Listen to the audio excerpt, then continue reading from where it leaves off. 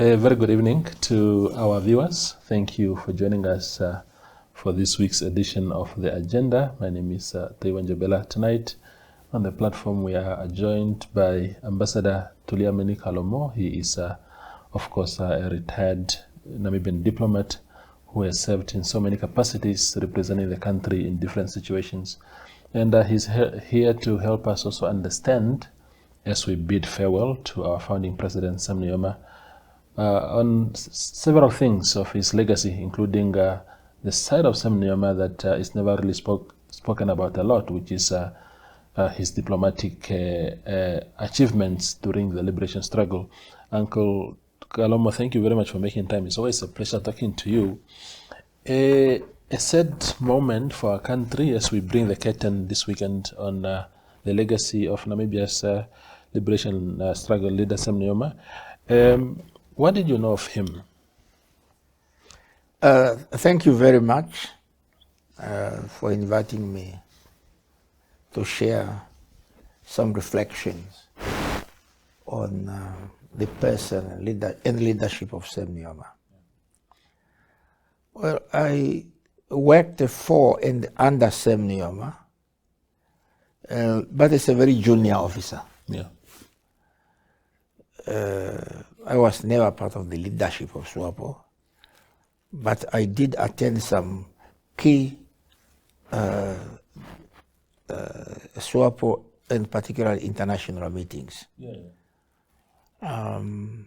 My knowledge of him is of a leader with a unique capacity to inspire confidence, to inspire people, to motivate people,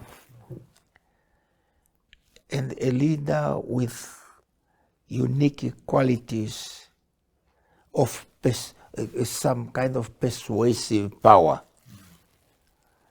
I've known Sam Nujoma, the diplomat-in-chief for SWAPO, the lobbyist in chief for the cause of Namibia.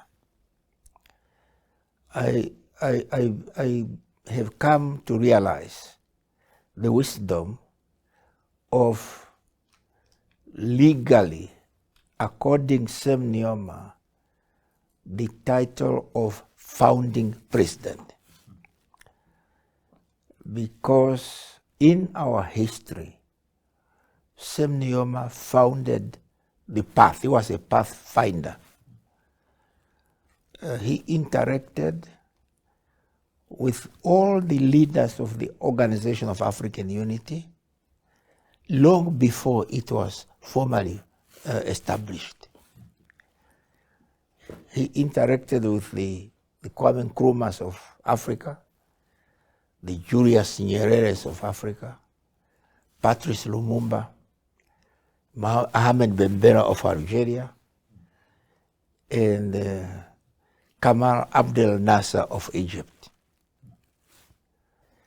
Domestically here, Sam Nujoma really has a unique personal qualities. Yeah.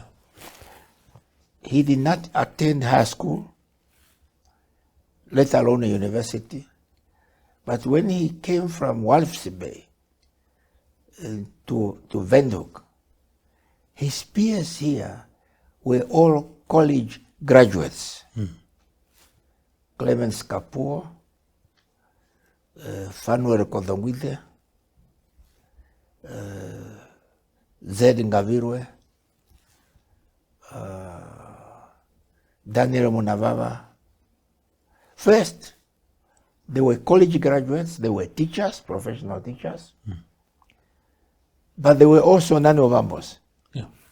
So Sam Nujoma did not suffer from intellectual complex or from tribal complex. He was a free man. He socialized with his peers without any consideration of their backgrounds. Sam Nujoma was very skillful diplomatically. He had the talent of identifying good people, particularly when they formed, because he did not work alone. When they formed Swala, the first military arm of SWAPO, which they transformed into PLAN in 1969-1970. He mobilized people from home because he had the three-pronged strategic approach. First, he believed in political organization, in a structured organization, and the political mobilization of his people at home. He believed that the determining factor for any struggle was the people at home. He organized them and he helped unite them. The second, he also believed strongly to have a strong diplomatic backing. Yeah. So he lobbied and was accepted by countries neighboring Southwest Africa. Yeah. Leaders of the liberation movement in Zambia, because when he passed through Zambia, it was Northern Rhodesia. When he passed through Southern Rhodesia, Zimbabwe now, he did not have much contact with the liberation leaders there, but he had contacts in Northern Rhodesia, which helped him go through to Tanganyika, which is today Tanzania. So he had that unique talent of interacting with people, and he was a credible petitioner. So wherever he went, he was easily accepted and easily accorded due recognition as representative of the oppressed people of Southwest Africa, Namibia. Absolutely. Do you recall when you first met him? Yes, I recall distinctly. When we left Namibia and crossed the Kwandu River from Angola into Zambia, we had a settlement, a reception center there in a small village town called Kalabo. And I think they had a few trucks. We were being transported from Kalabo to Senanga, and from Senanga to Kaunga Marsh in Western Zambia. So I first met him in Kalabo when he came to address the new arrivals. But that was a distance. He addressed us there, and I can tell you we were impressed. First, this is the man we have heard about for a long time. This is the man whose name we used as a symbol of defiance in our youth. When we say Sema Ulipeni, we are singing that song to provoke, to make the Afrikaners, the government members feel offended, feel prickled. So this is the first time I saw him in flesh, in person, and we were impressed by his simplicity. Which year was that? 74. Okay. Yeah, I met him first in 1974, and then close up, I met him in Dar es Salaam in 1974. This time in November, towards the end of 74 in Dar es Salaam. Yeah. I was coming from Somalia. I was sent there by a SWAP Youth League to represent them in Somalia, and he was coming from Europe. So we met in Dar es Salaam, and we had a conversation there. But you know, very impressionable, a young man, and yeah, he made a permanent imprint in my mind. Absolutely. Yes. You were once posted for some time to India. Yes, much later. Yeah. I was first posted to Senegal. Okay. in 1976 as our representative to Senegal, responsible for the whole of West Africa. Okay. Okay. That was also an experience because I couldn't speak a word of French. But Sam Nujoma simply said, go. Because my predecessor there, Adino Ishongwa, didn't speak French either. But when you are catapulted into a situation like that, you will have no choice but to learn a street language. Yeah, You see. exactly. So everybody has spoke about Sam Nujoma as this shrewd political man, also as commander-in-chief leading the military side of the liberation struggle, but little is said about his diplomatic prowess, if any. And you seem to allude to that. What can you tell us about Sam Nujoma as a diplomat? Especially in a very sensitive time like that, when you needed to speak to so many people to get a buy-in into your vision. When you go to any conference, you will observe Sam Nujoma, the chief lobbyist. Yeah. He will always be sitting somewhere with someone. He was really the diplomat in chief.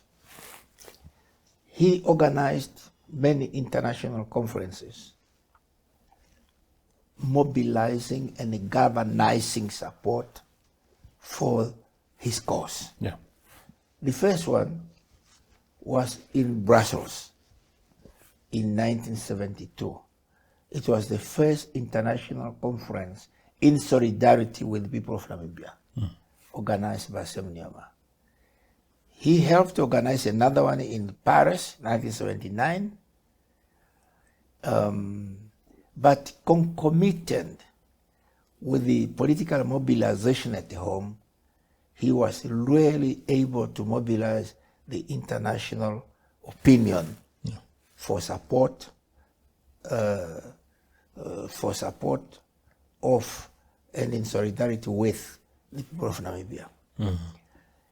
At the OAU summit in Rabat in 1972, he helped the OAU Liberation Committee to put through a resolution to the OAU summit recognizing SWAPO as the sole and authentic representative of the Namibian people.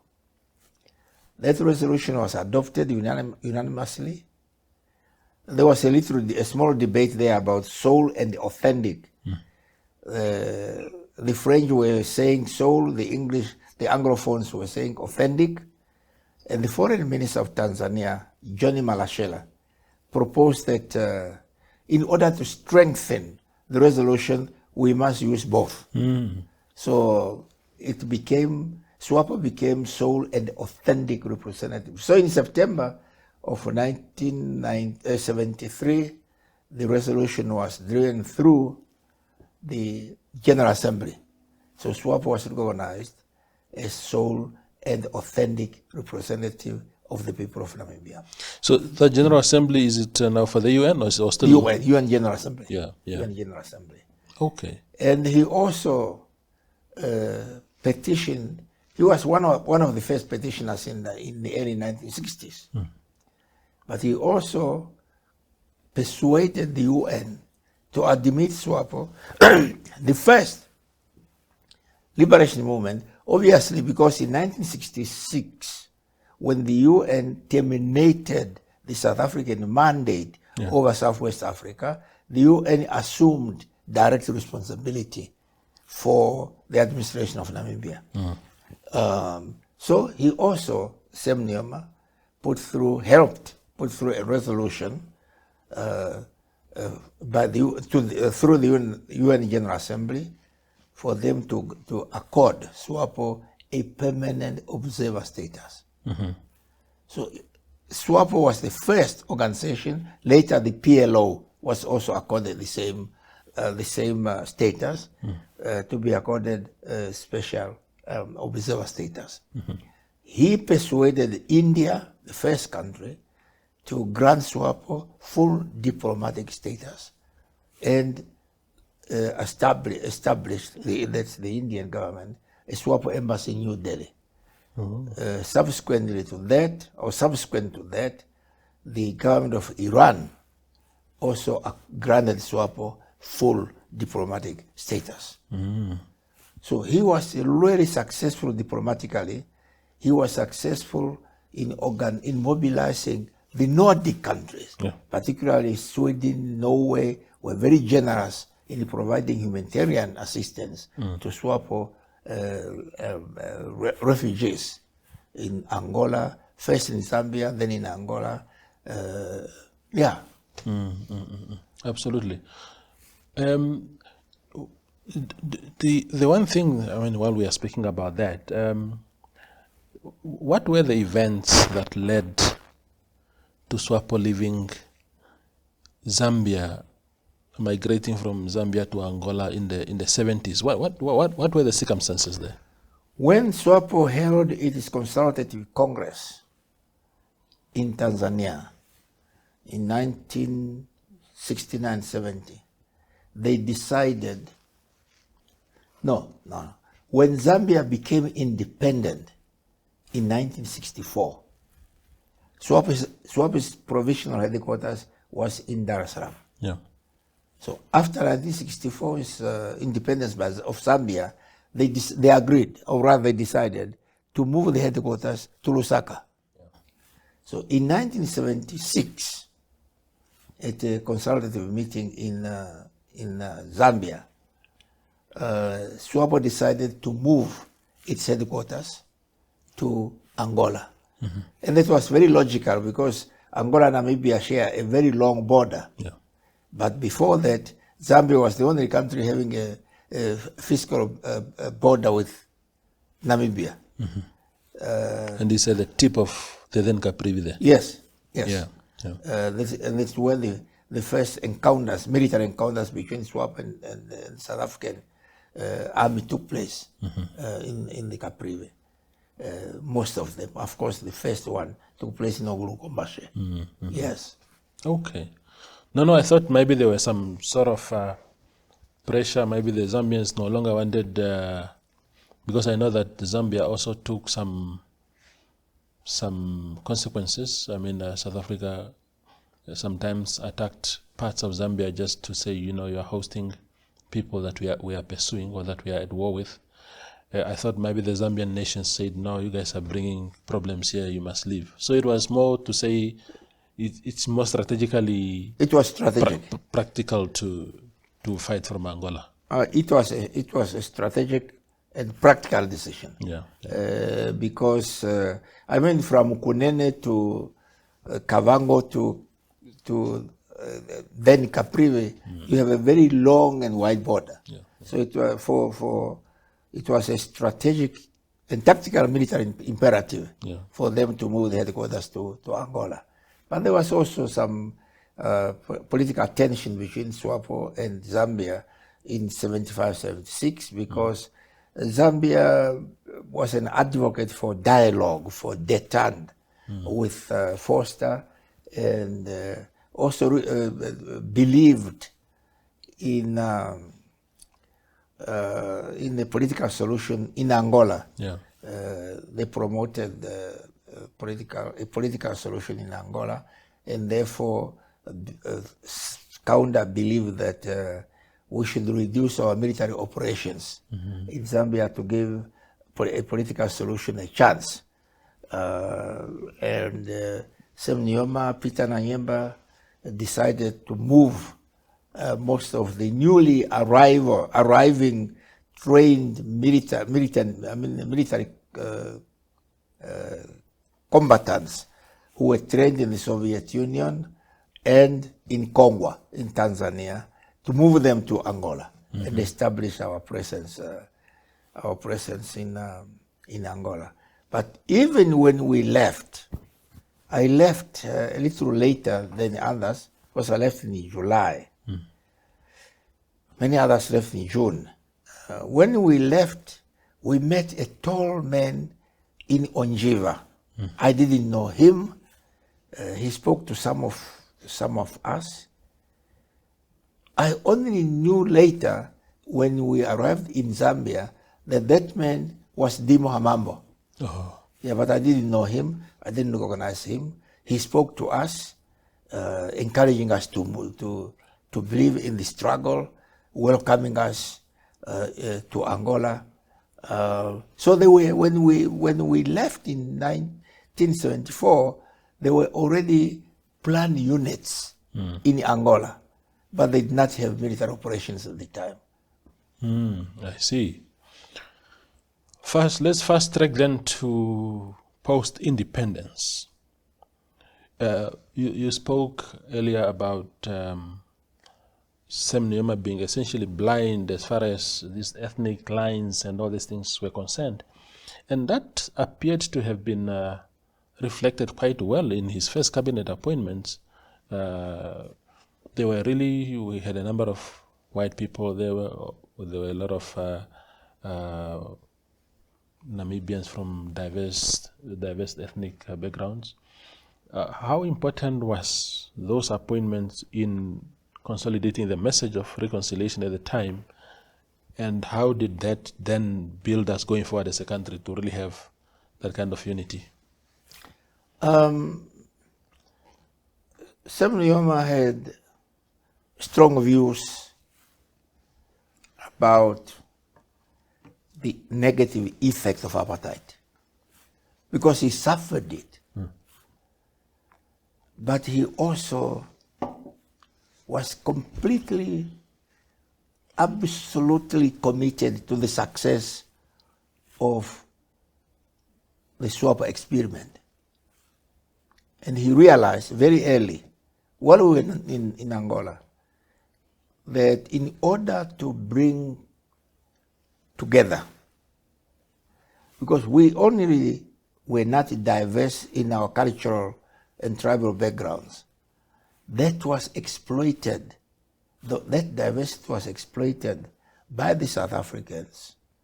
They accentuate our tribal diversity and developed into tribal enmity. And recruited us into the army as Ovambos, as Cherero speakers, as sons, and made us into enemies. Sam Nujoma recognized that and decided we have to introduce a policy of national reconciliation. We have to make success of this independence. But abroad,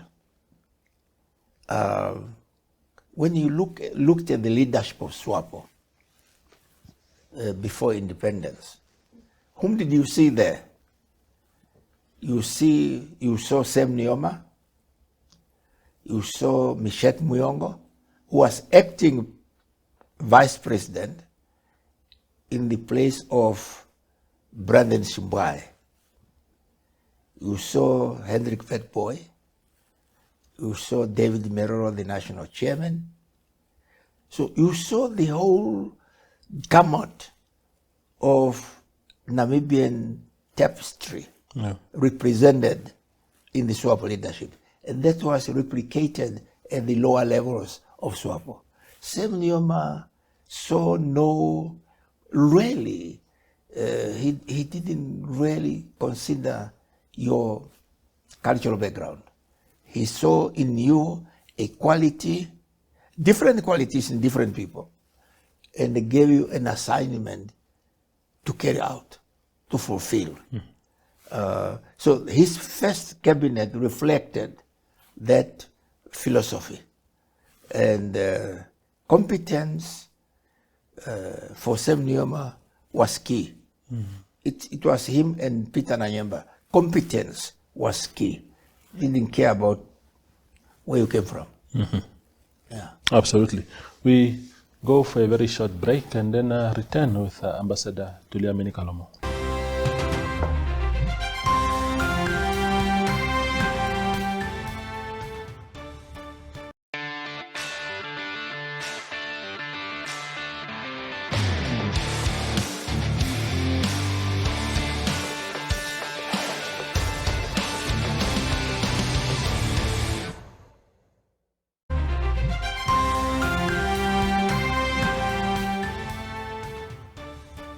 The conversation with Ambassador Tuliameni Kalomoh continues on the agenda. Now, deeper into our post-independence period, Ambassador, you led from 1998 to 1999 the Namibian delegation to peace talks on DRC, that was in Lusaka, as the war intensified between the government forces in DRC at the time and the rebel groups, which culminated into the signing of the Lusaka Protocol that led eventually to Namibia deploying troops to DRC with Zimbabwe and Angola defending the the DRC government, while countries like Rwanda, Uganda, I think, and Burundi also defended or fought with the rebels. What was in Namibia? It was not taken very kindly that we sent troops there. Ben Ulenga, for example, used his exit from SWAPO partly to say no. He differed with Sam Nujoma on that issue, and he had to leave. I don't know whether it was a genuine reason or he just used that as a cover up. But what was happening that time? Sam Nujoma was a complex individual, but Sam Nujoma believed strongly in the unity of Africa, inasmuch as he also believed in the unity of the Namibian people. I think he was sincere in that belief. He also believed in a self-sufficient Africa. He believed that Africa was well endowed with natural resources, that in order but for us to exploit and add value to those resources, we needed peace and stability.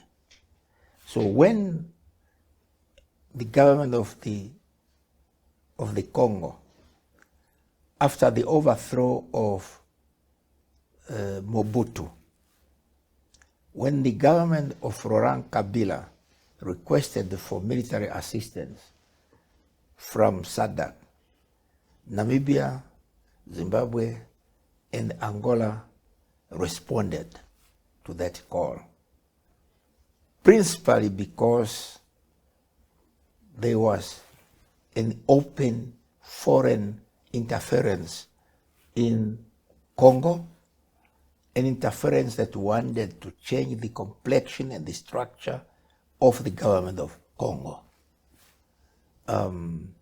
People like Ben Ulenga, who is a friend, the age mate and a friend, contemporary, believe that that military intervention was not necessary, and also that there was no due consultation with Parliament, and therefore, according to them, it was illegal. But that intervention served the government of Congo, and they created a modicum of political stability that allowed them, the Congolese, to reorganize their government and their society. Yeah, but you are right. I was 1999. Benny Gurirab, the foreign minister, was elected as president of the General Assembly. So President Nujoma appointed me as acting foreign minister, and it was in that capacity that I participated in the negotiations. Number one, for a permanent ceasefire in Congo, involving ourselves, that is the DRC and its partners, yeah, and the foreign troops from Uganda and Rwanda. Mm. So the Lusaka process, the first leg of the Lusaka process, concerned the government of Angola and UNITA. So it was a negotiation between Angola and UNITA, with Namibia as an observer, but supporting the government of Angola. This one was between Angola, supported by Zimbabwe and Namibia, and DRC, supported by Angola, Zimbabwe, Namibia, and Rwanda and Uganda. So actually, the President Nujoma gave me his gave me a government plane to go and participate in one such round of talks, the final one in Luanda in February 2002. On arrival here, at that time we had cell phones. On arrival back to Windhoek, before I reported to the president, the ambassador of Namibia in Luanda, General Charles Namolo, called me. And they say, oh, by the way, Savimbi has been killed in action. Is it Namolo or Shali? Who was? No, Namolo. Okay. Shali was in Zambia. Oh, you're saying the Namolo was ambassador to? Angola. To Angola. To Angola. Yeah, yeah. So when I called the protocol to say I wanted to see the president urgently, and Sam Nujoma was not protocol or status conscious. I mean, this is one leader who would call you personally online. I mean, not online, on the phone. Didn't ask his assistant or his protocol people to call you. He called himself. So he said, no, let him come. So when I told him that it has been reported by the ambassador that Savimbi had been killed, the first question was, did they see his dead body? So I reported that we concluded our negotiations. Yeah. It's for them now to sign. Yeah. And that we have, that Savimbi had been killed. So the peace negotiations were already underway during the killing of... yes. That's why it was quite smooth. We were negotiating on DRC. Oh, on DRC. On DRC. Yeah. The Angola peace negotiation failed because Savimbi did not honor the side of his commitment. No, he did not respect. Through these negotiations, I realized it was very good to negotiate with Dos Santos during the negotiation with UNITA, because he kept his word. The same with Rwandese. Unlike Uganda and unlike Savimbi, never kept his word. So the war broke out in 1992, and they had negotiations. At that time, I was not here. I was ambassador in Washington, and only concluded that when Savimbi died in 2002. Yeah, it was 10 years. Oof. Yeah.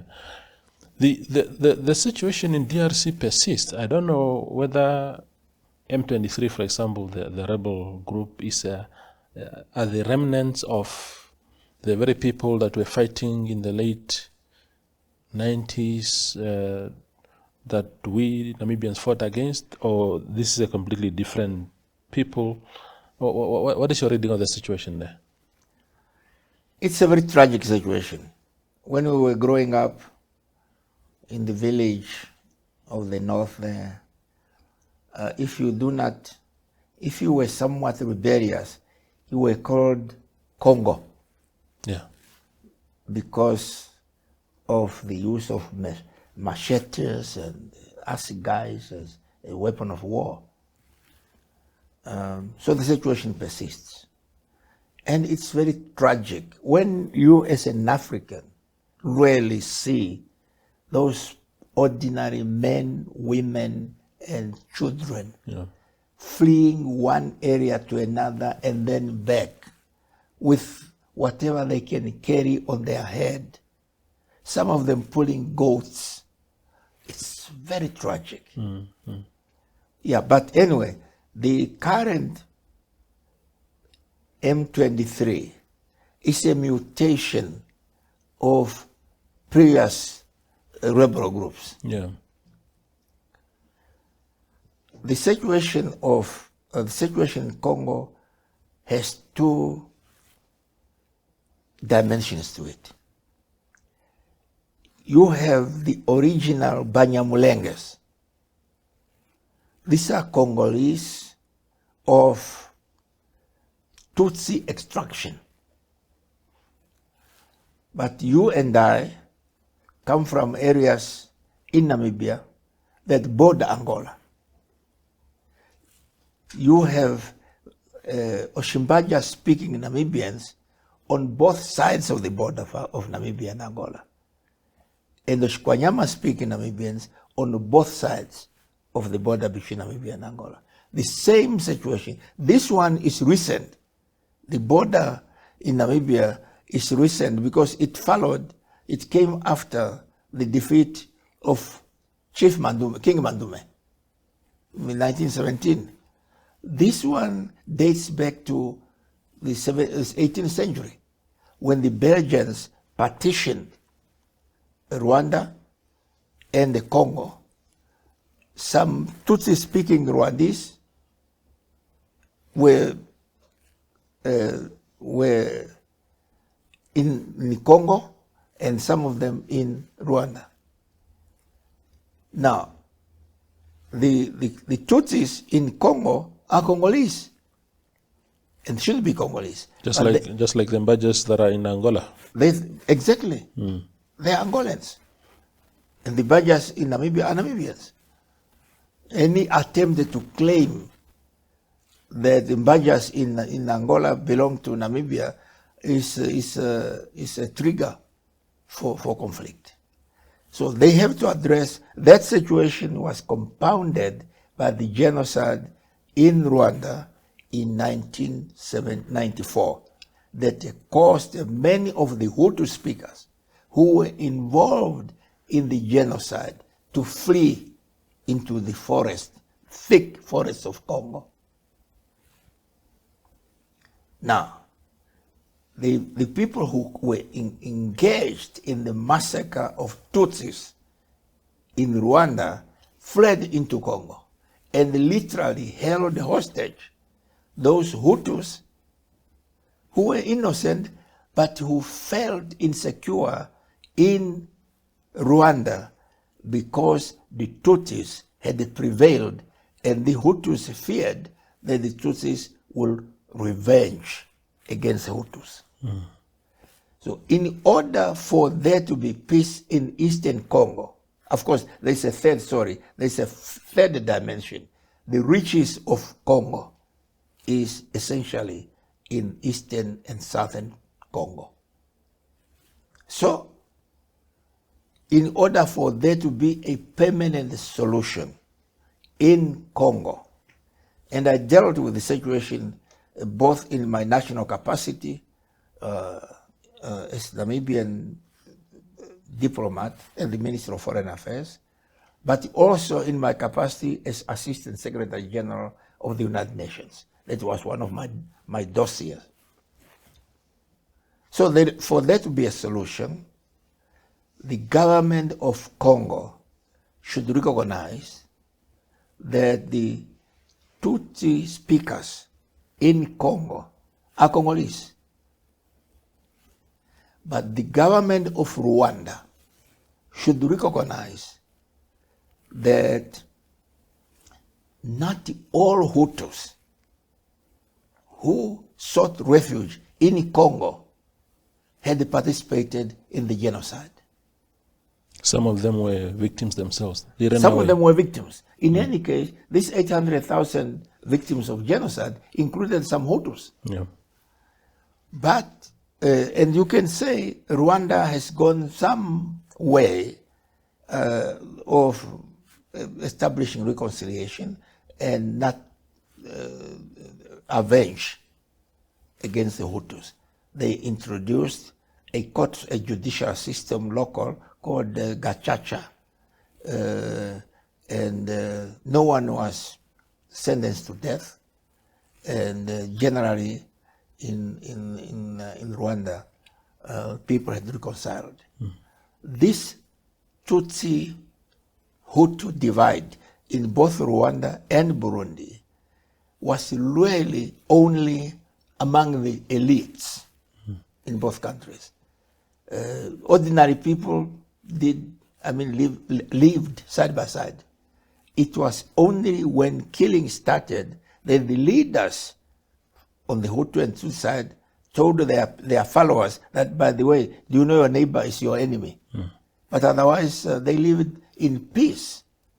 Now, so the natural resources of Congo, the abundant natural resources of Congo, compound the problem because it's exploited by Rwanda and by foreign multinational companies using these rebels to protect their mining sites, provide security, and using the exploitation of these resources illegally and without the regulation by the Congolese government. Absolutely. So it's a very complex and tragic situation there. I mean, the Rwandese are saying, Kagame's government says, of course, there's the element of looting that is totally unacceptable. But because the Congolese Tutsi face discrimination from their central government, from Kinshasa, and in fact, sometimes being told to go back to their country, while they live in the very land where they were born, their ancestral land, which only happened to be cut in between by colonial masters at the time.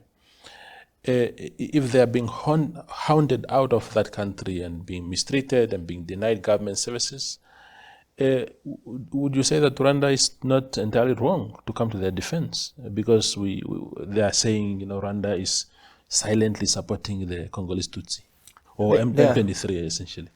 They are not really silent. They overthrew the government of Mobutu. Number one, to protect the Tutsis, the Tutsi-speaking people in Congo. Because Mobutu hated, I think... He's the one who introduced this anti-Banyamulenge policy. After this Tutsi-speaking Congolese had lived in the country for more than 200 years. So Rwanda uses this as an excuse to interfere in the situation in Congo. They support these rebels who have mutated from one group to another in advance their own national security interest. Yeah. But they also use their presence there to exploit and loot the resources of Congo without mercy.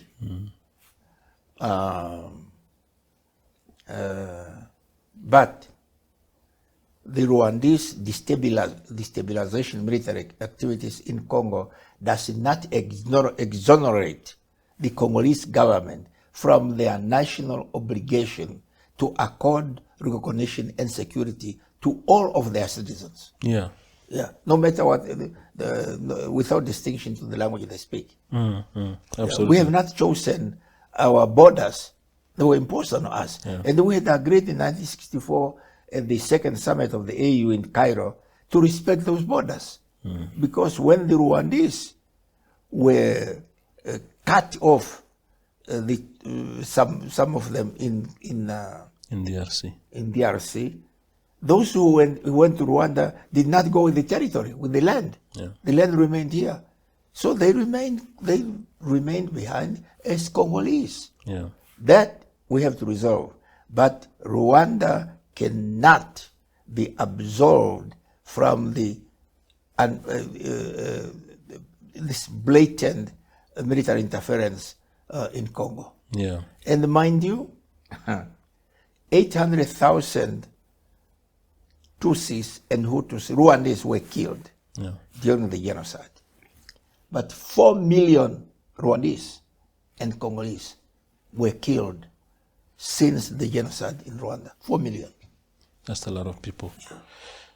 In the few minutes that are left, Ambassador, let's return home and look at the Namibia's foreign policy outlook with a new government coming into office.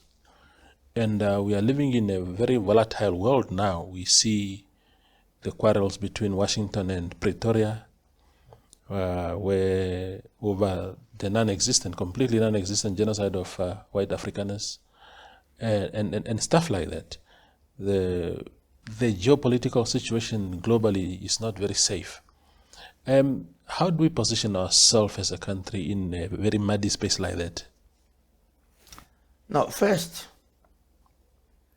Namibia has acquired a credible diplomatic and foreign policy reputation in the world. And because of that credible reputation, we have become very respected in the world. But we should not mislead ourselves into believing that we are a strong country. We are weak, we are small economically. We are small in terms of our military posture. And all told, we actually do not have an economy of our own. We are dependent on extractive industry. We have no technological capacity to add value to what we produce. And therefore, we should not overreach in the formulation and implementation of our foreign policy. We do not know what the nascent division between America and Europe would lead to. The United States is being led by people who are blinded by fear that their country is about to be overtaken by foreigners. And that phobia has developed into anti-foreign, not necessarily only anti-blacks, but the racist element is obvious in their attitude towards Africa. The condescending attitude towards Africa is obvious in the pronouncements and actions and behavior of the first Trump administration and in the second Trump administration. So we don't have to act and behave way beyond our economic, political, and diplomatic weight, because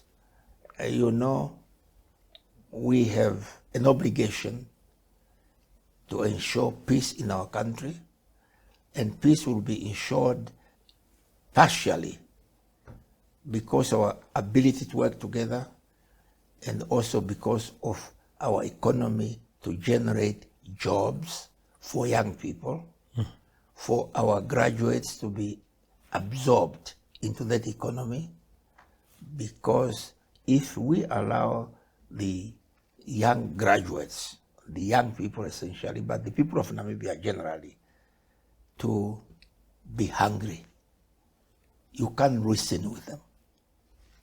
So it is one element that I observed in my previous assignment as UN official that can cause internal revulsion, internal revolts, and political instability in developing countries.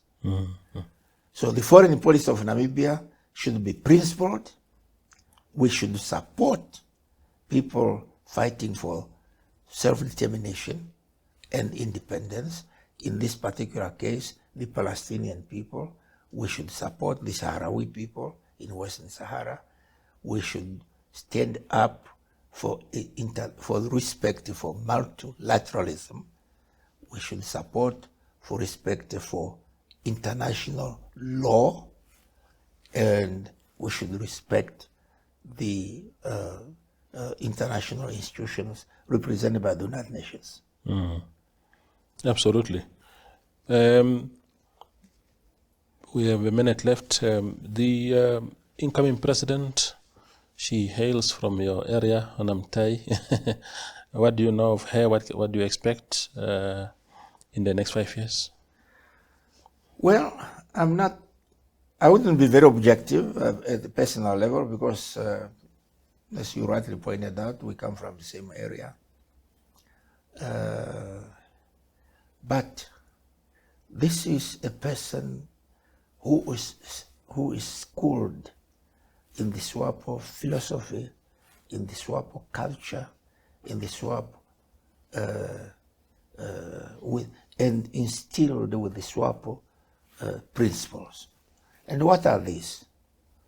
These are very simply translated, that we must all work in unity, in solidarity. We must work for freedom. And freedom does not only mean freedom from colonialism. It also means freedom from hunger. It also means freedom from oppression. It means freedom to believe in our unity in diversity.